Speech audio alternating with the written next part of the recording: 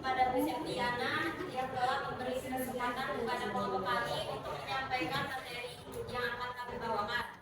Dan saya juga berterima kasih kepada teman-teman semua yang telah meluangkan waktunya untuk hadir pada kesempatan kali ini.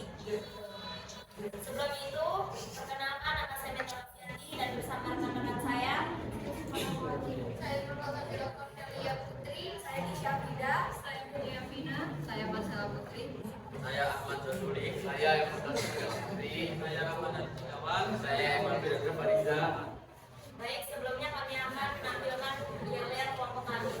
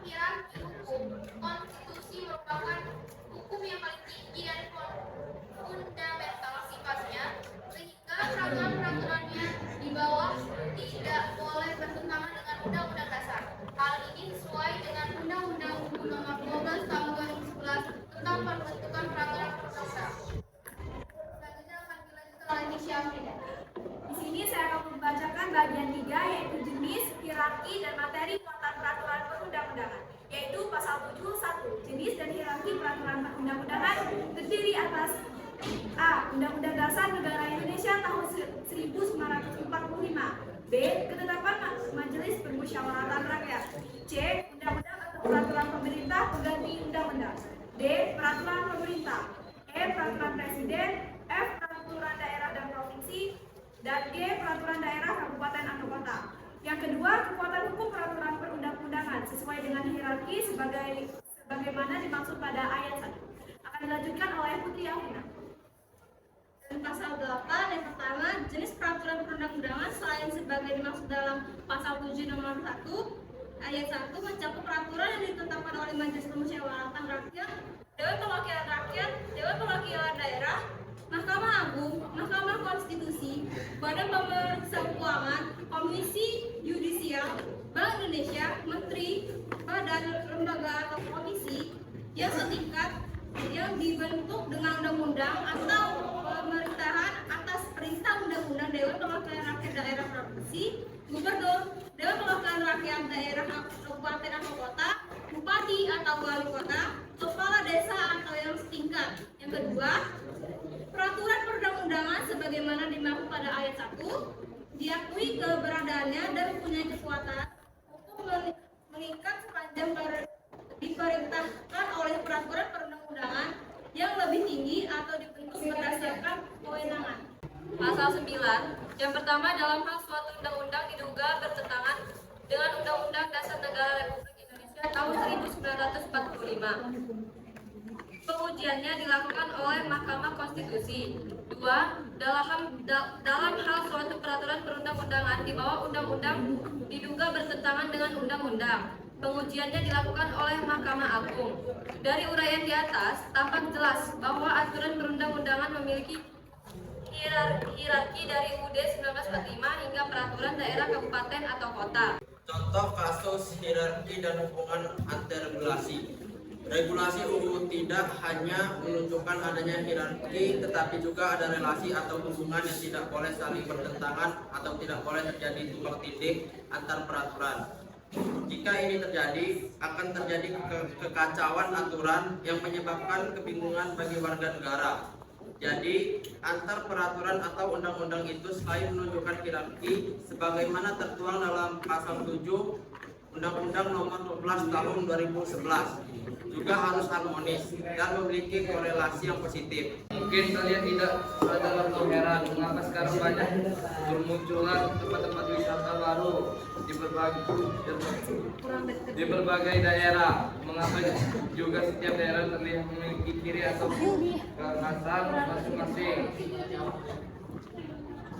Ini semua terjadi setelah pemerintah menerapkan Undang Nomor 12 Tahun 2011 tentang pemerintah daerah. Kewenangan daerah pasal 7. 1. Kewenangan daerah. 1.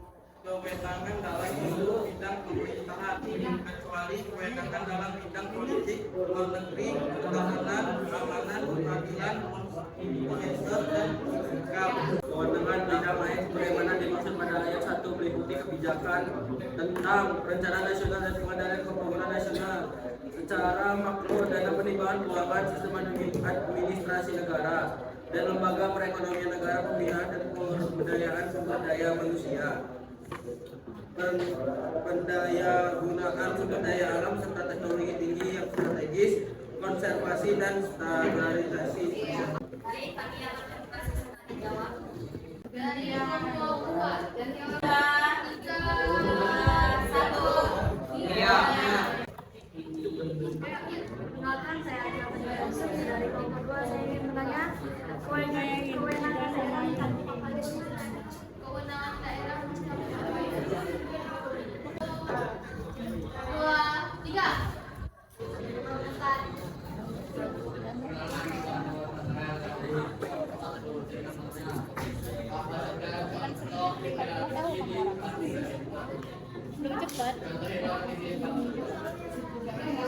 Baik, saya akan menjawab pertanyaan dari Nia Ramadhani.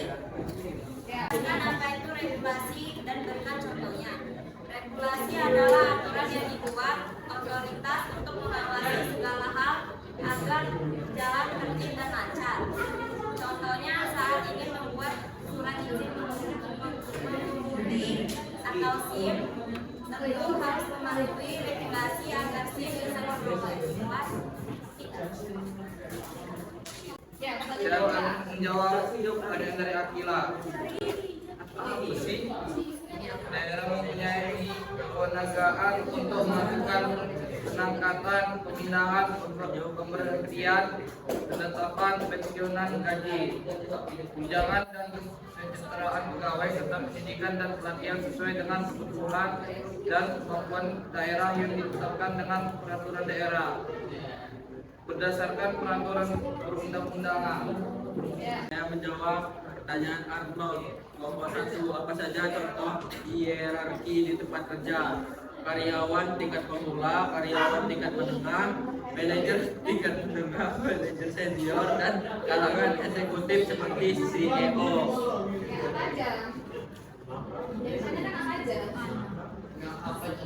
Apa contohnya? Iya, tingkat jabatannya tuh naik. Sekian materi yang bisa saya sampaikan pada hari ini, semoga bermanfaat.